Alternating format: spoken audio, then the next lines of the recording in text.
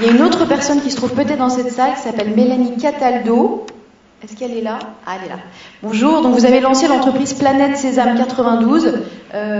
Si j'ai bien compris, c'est un traiteur qui emploie des personnes en réinsertion. Quelles sont les difficultés que vous rencontrez au quotidien? Depuis quand avez-vous lancé l'entreprise? Quelles sont vos principales satisfactions? Alors, on a démarré l'activité au mois de juin. D'accord. On a tout de suite été submergé de succès. Et la grande difficulté pour moi aujourd'hui, c'est de faire face à toutes ces demandes de devis et de gérer je ne m'attendais pas à avoir autant d'activités dès le début. Et d'où vient ce succès à votre avis alors? Alors déjà, pour monter une entreprise d'insertion, moi aujourd'hui, j'ai pas fait le choix de l'Union régionale des entreprises d'insertion, qui s'appelle l'UREI, nous demande plutôt de faire des structures de type SARL.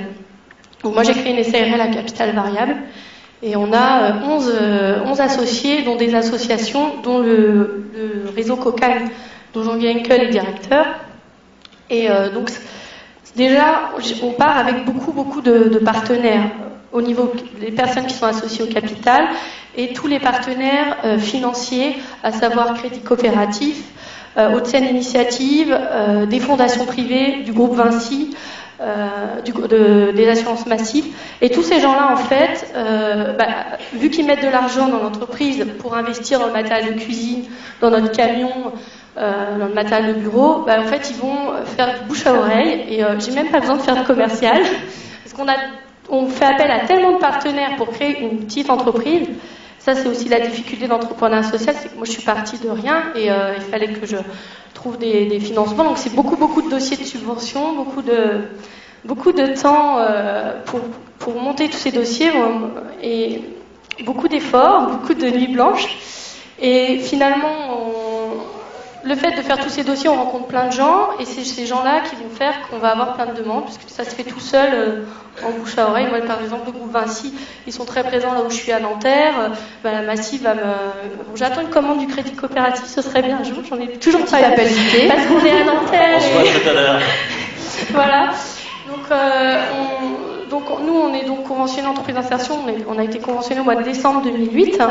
Donc j'ai créé l'entreprise en novembre. En décembre 2008, j'étais conventionné entreprise d'insertion, ce qui a débloqué les fonds, ce qui m'a permis de monter l'entreprise, d'acheter tout le matériel et de démarrer au mois de juin. Jean-Guy, oui. Je voulais juste que tu t'expliques un tout petit peu mieux ce que c'était que le concept Planète Sésame, cuisine et saveurs du monde, parce que quand on parle de camion, on pense surtout à des kebabs, des pizzas, des Big Mac, et t'es l'antithèse de ça, il faut peut-être l'expliquer. En fait, le concept, c'est donc un camion de vente à emporter qui va dans des zones de bureau et qui vend des plats chauds, des sandwichs, des salades, des soupes à base de légumes bio et de produits de la marque Éthicable. Voilà. Et donc, donc on va dans une zone de bureau avec un camion, mais la cuisine est dans des quartiers sensibles. Donc on est dans une cuisine, vraiment dans un quartier très sensible, et on a une cuisine là, et là j'emploie des gens du quartier pour préparer la cuisine, et après on va vendre dans ce camion, dans la zone de bureau, tous les midis entre 11h et 14h, aux cadres et aux jeunes du quartier.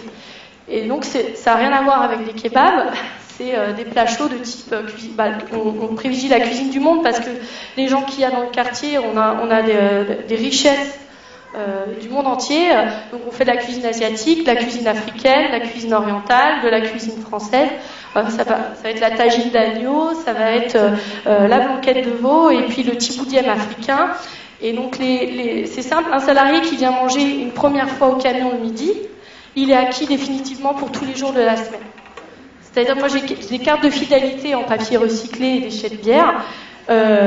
J'aurais peut-être pas dû les faire parce que du coup, je perds un peu d'argent parce que bon, j'offre un plat du jour à la fin de la carte, mais je pensais pas que ça allait marcher aussi bien. Mais tout le monde garde bien sa petite carte de fidélité. Et j'ai les mêmes personnes tous les midis, du lundi au vendredi. Et en plus, je développe tout ce qui est livraison de plateaux repas en bois bio équitable. Donc avec les légumes bio du jardin de Cocagne de Conflans et puis les petits carrés de chocolat de Etical, j'ai créé des petites vinaigrettes bio et on fait des petits plateaux repas en bois comme ça avec le taboulé oriental de Fatima que j'ai enfin réussi à trouver un logement après 3 mois de recherche. Et c'est une de mes fiertés, c'est que depuis une semaine, j'ai une de mes salariés qui a un logement. Et ça, pour moi, c'est une de mes grandes fiertés, c'est mon objectif, et c'est l'objet dans les statuts de Planète Sésame 90, Planète Sésame 92, c'est l'insertion de personnes en difficulté par l'activité des métiers de bouche. Ça, c'est mot pour mot le statut de Planète Sésame 92. Et aujourd'hui, j'ai tous les jours des gens qui viennent, qui veulent faire un autre camion dans telle zone, dans telle zone. Il y a France 2 sur Envoyé spécial qui, au bout de quelques jours, sont venus nous filmer. On est passé le 3 septembre sur Envoyé spécial à 21h, qui fait que, pareil, j'ai plein de gens qui veulent refaire la même chose. Et je pense pas que ce soit un effet de mode. Je pense que, au contraire, on est de plus en plus de jeunes à développer l'entrepreneuriat social. Vous parliez de l'ESSEC, il y a aussi HEC, il y a aussi Adventia. L'entrepreneuriat social... J'ai des demandes de stagiaires tout le temps. Moi, je peux pas. J'en ai 2 aujourd'hui. C'est pas facile à gérer parce que j'ai aussi toute l'entreprise à gérer. Mais ça reste. Par contre, le fait d'allier économie sociale et écologique, tout le monde dit comment. C'est vrai que c'est extrêmement difficile. Moi, je le vis au jour le jour. C'est ah bah oui, mais votre pain. Moi, mon pain bio, il vient d'Allemagne parce que le pain bio français. Il est beaucoup trop cher et mes sandwichs, il reviendrait à 6 €. Et je ne peux pas vendre des sandwichs 6 €. Donc je ne serais pas rentable. Donc je suis obligée de prendre du pain bio qui vient d'Allemagne parce qu'en Allemagne, ils sont peut-être précurseurs là-dessus, mais en France, c'est beaucoup trop cher. Et pour l'instant, j'ai pas encore tout. Voilà, on est toujours en train de se dire ah bah c'est dommage, on peut pas prendre. Mais bon, on est obligé parce que sinon on va pas vendre et on va pas être rentable. Voilà, et c'est toujours ces questions qu'on se pose tous les jours et c'est là où les grandes, c'est extrêmement difficile et c'est très dur d'expliquer au quotidien ce qu'on vit. Mais bon voilà, moi aujourd'hui je suis fière. Fatima, ça y est, elle a un logement depuis une semaine, elle a signé son bail. J'ai appelé 50 propriétaires et voilà. Merci beaucoup pour ce témoignage, Mélanie Cataldo. Non, enfin, je ne sais pas si je vais répondre à la question, mais je suis totalement d'accord avec Hugues. Je m'en fous un peu des statuts.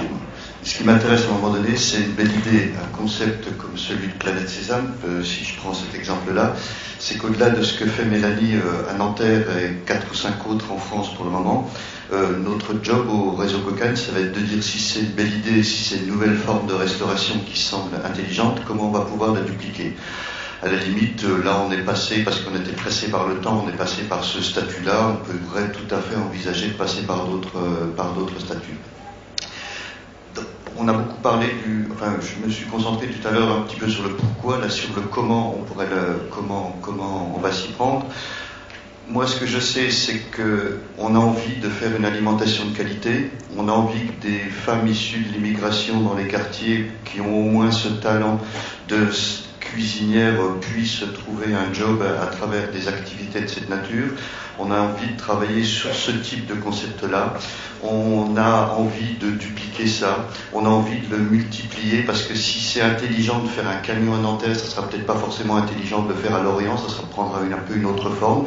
Quand on a ce concept, quand on a su trouver ces objectifs-là après, sur le comment, on trouve toujours à peu près la forme. Je ne me souviens pas, je ne vois pas, j'ai jamais entendu parler d'un projet qui aurait été bloqué parce qu'il n'aurait pas su trouver de statut. Peut-être il y a très longtemps, dans les premières initiatives d'insertion par l'activité économique, on n'avait pas de statut, donc on transgressait. Voilà.